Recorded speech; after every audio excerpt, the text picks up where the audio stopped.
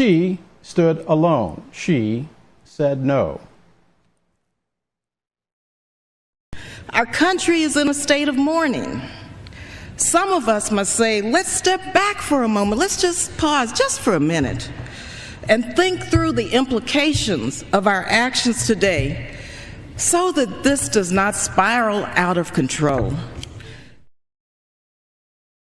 Barbara Lee of California was the sole member of Congress to vote against the war in Afghanistan, which was not easy because this was 2001, just days after the 9/11 attacks. Today, she is now the only African-American woman in Democratic leadership.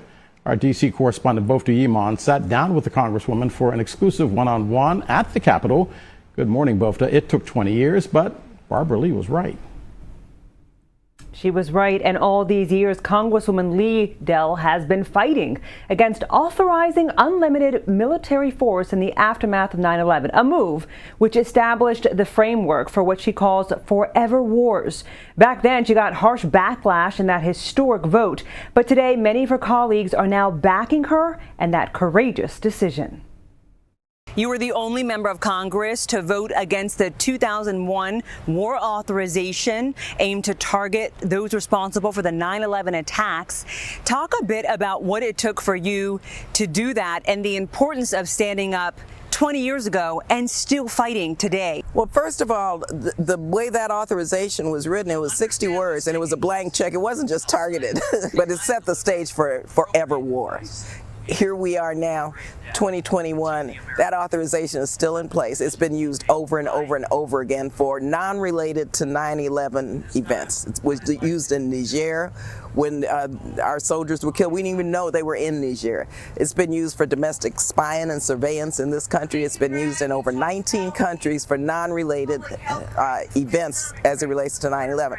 So we've got to repeal it. It was really hard, but my dad was the first person who called to tell me that was the right vote. You don't send our troops in harm's way forever and give that blank check over. He said, that's your job, your constitutional responsibility. And so Congress has the responsibility per the Constitution to authorize or not war, not give the president a blank check, any president, to use force forever. So it was difficult, but you know, finally those that were against me called me a traitor, said I committed an act of treason. Well, they're beginning to come around, and we were able finally to repeal both. And we know you've been fighting for this for 20 years. Did you ever get exhausted? No way, we don't get tired. Black women fight, you know, what is it? I ain't no way tired. So no, I mean, that's just who we are. You know, we've never make progress unless we keep fighting. This country is turning the clock back to the days of Jim Crow. And I believe it's black people who can really save the soul of America, and that's what we've got to do. So we got to keep going. You were born in segregated El Paso, Texas. Today, you're the only African-American woman in Democratic leadership. What does that mean to you? Well, it means to me that we have a long way to go here in this country as it relates to representation, because representation matters. But we have some phenomenal African-American women in the Congressional Black Caucus who are really making their mark as committee chairs and who really are empowered to really move forward the Democratic agenda. And it's my job to make sure those doors are opened for every African-American in the United States House of Representatives. So when we look at this past year, we have so many blockbuster topics that have been tried time and time again to move through the Senate, from voting rights to police reform. What is it going to take to get this done? It's going to take more organizing. It's going to take more voter registration and fighting against the voter suppression. We've got to pass H.R. 1, which is in the Senate. We passed in the House. And we've got to pass H.R. 4, the John Lewis Voting Rights Act. And we have passed the George Floyd Justice and Policing Act twice in the House. So we have to get the Senate to move. And that means unless the voices of people are heard, especially African Americans, the Senate feels, and many members in the House oftentimes feel, they don't feel compelled to move until they hear from people in their districts who must hold them accountable. You sent a letter to the president of the International Swimming Federation in regards to their rejection of the use of swim caps designed for natural black hair.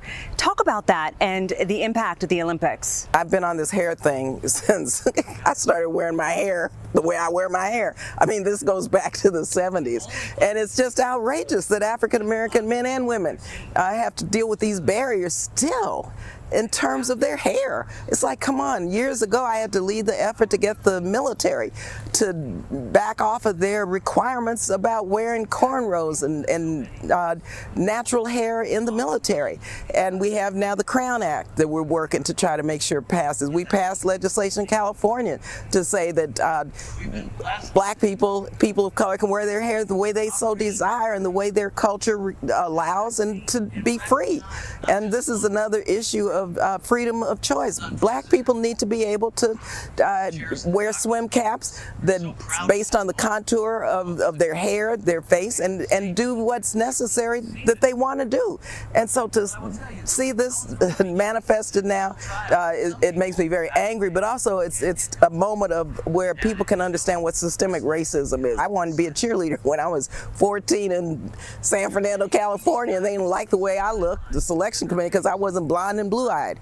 Well, I had to change the rules of the game so that the student body could elect cheerleaders. I was the first black cheerleader elected, my first election at age 15, San Fernando High. But that was a barrier. It was racist, and we had to change the rules. So that's what we have to do now.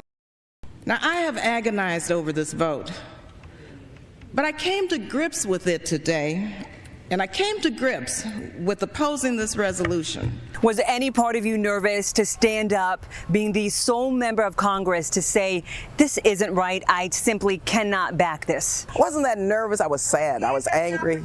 My chief of staff's cousin had been killed in Flight 93. I had been sitting in the Capitol when I had to evacuate. When Flight 93 was coming in, she was killed. And so it was really personal for me. And also, it was mind-boggling to think that, what, 3,500 people were killed.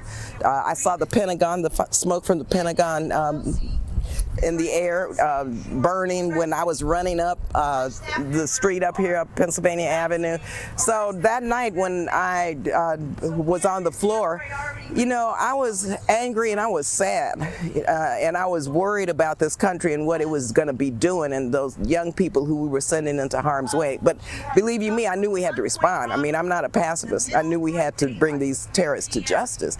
But there, you know, being a psychology major, the first rule in psychology 101 is you don't respond based on emotion after traumatic events. You have to take time, you have to think it through, you have to be rational, you have to know what you're doing. And then as a leader, yes, the country was in mourning, yes, everybody was angry, but you have to rise above that and say, I too feel you, but I have a responsibility to represent and to do the right thing. I'm sure your dad was proud of you in that moment. He was the first call I got. Yeah, and he served 25 years in the Army. He served in the 92nd Battalion in Italy during World War II, supported the Normandy invasion. He was a Buffalo soldier, served in Korea, came back to America, and he and my mother couldn't even buy a house where they wanted to buy a house in San Leandro, California. But guess what? I represent San Leandro, California today. Comes full circle. Yeah, justice is served.